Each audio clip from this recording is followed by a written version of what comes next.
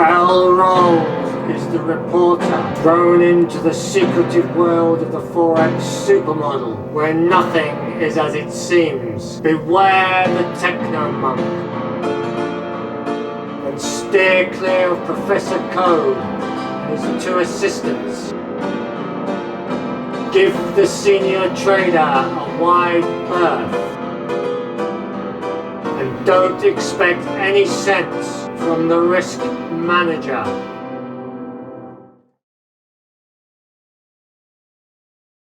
Good morning, I'm Professor Code and this is the Forex Super Model daily briefing for Thursday the 18th of the 3rd, 2021. The time is 0455 GMT, Asian session coming to a close, European session firing up, our lunchtime North American US session. Right, yesterday then, Wednesday the 17th, we had a negative opposed driver in the dollar at minus 168. Front and back door flows going into the euro at plus 149, into the pound at plus 123, and the yen was the negative rock at minus 104. Activity plus or minus 272. Intra-week then becoming more relevant. We're now Thursday. This is from Monday the 15th open to about 15 minutes ago. We've got a negative opposed driver again in the dollar over the week at minus 52. Front and back door flows going into the pound at plus 34, into the yen at plus 20, and into the out of the euro at minus 2 as the negative rock. Activity plus or minus 54. So over the week the activity has come right back. Basically the market's gone out and has come back. Intraday then, this is from this morning to about 15 minutes ago, Asian session. Positive opposed driver in the dollar, plus 43. Front and back door flows very evenly coming out of the pound, minus 38, out of the euro at minus 37, and the yen is the positive rock at plus 32. Activity plus or minus 75. Right, what's knocked this about, or going to? Right, we obviously had the Fed yesterday, and the general consensus is it's a sort of a fairly soft Fed, dovish Fed, likely to see dollar weakness going forward, and bearing in mind that the backdrop of this, we've got stimulus, dollar weakness. It's going to be good for commodities going forward. Right, so and we had soft GDP for New Zealand, and the analysts are trying to say, well, it's not that soft, but basically we've been banging on about this and saying that the New Zealand dollar is cooked, right? So obviously that's a matter of conjecture, but that's our belief. Right, today then we've got the pound rates decision, GBP. On Friday we've got the Bank of Japan JPY rates decision, and Canada retail sales. Right, so let's get rid of this and have a look what's been happening in the asset classes, and then do some analysis. Our trades are now about plus 600 overall. The long Australian dollar's doing particularly well, whereas the long euro New Zealand is doing less well. Right, so the euro then, remember this is the full complex euro, 7 FX pairs. Euro is weak, except against the pound, which is weaker. The yen is weak, except against the euro, the pound, and the Swiss. So it's pretty mixed. The pound is weak across the board at the moment. Bearing in mind we've got the rates decision today, so that tells you all you need to know. The Swiss franc is weak, except against the pound and the euro. The CAD, what we got on the CAD? The CAD is strong, except against the dollar and the AUD. The AUD is strong across the board. The NZD is strong except against the AUD, the dollar and the CAD, and the dollar itself is strong except against the AUD.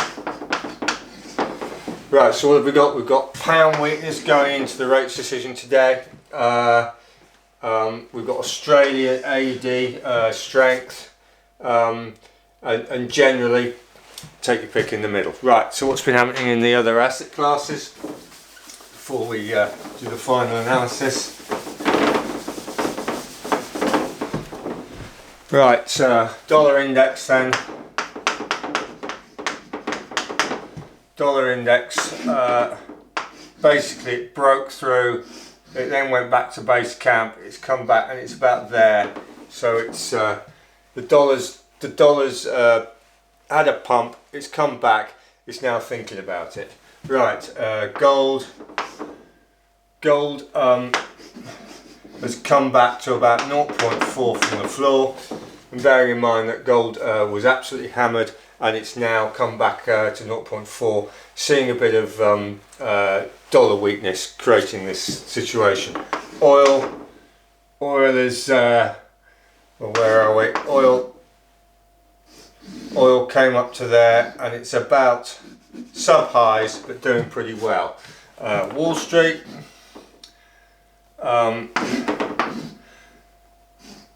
broke through and is still the underlying winner. S&P, what have we got? It came back and now it's broken through, so it's above the highs. And the tech is the one that's struggling a bit, but it's coming up now. It's 0.6 from the floor. So that's the batting order for those. Let's get rid of this again, make some space.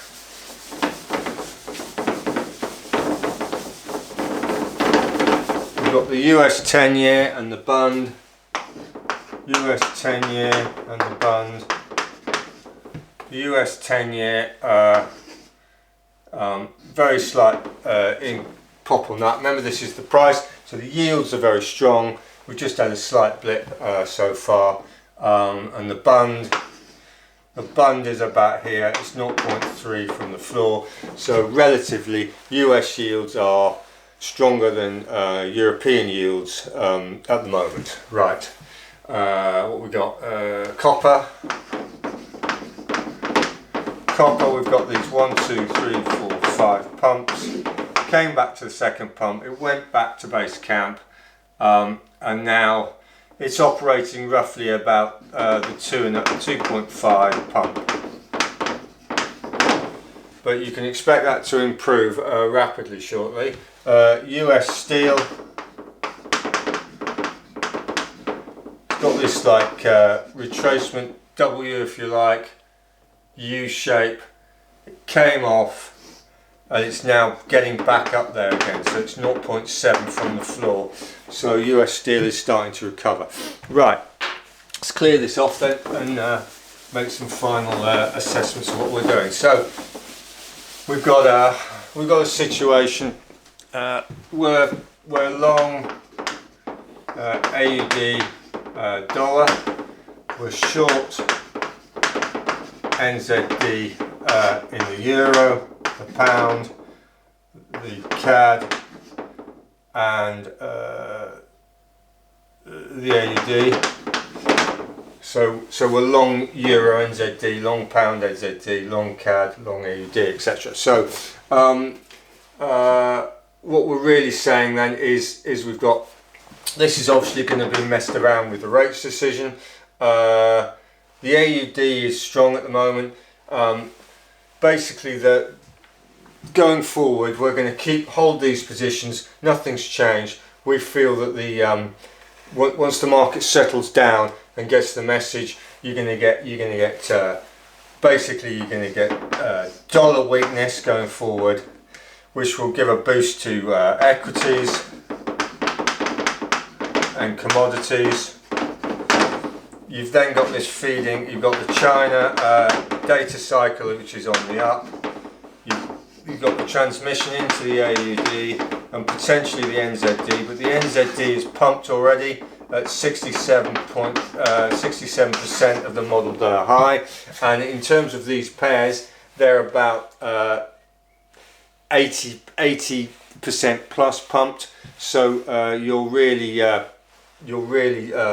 the wrong end of it if you're long New Zealand against the euro, the pound, the CAD and the AUD. So once we get out of this little noise, then we're going to see these positions improve. So that's what we're doing.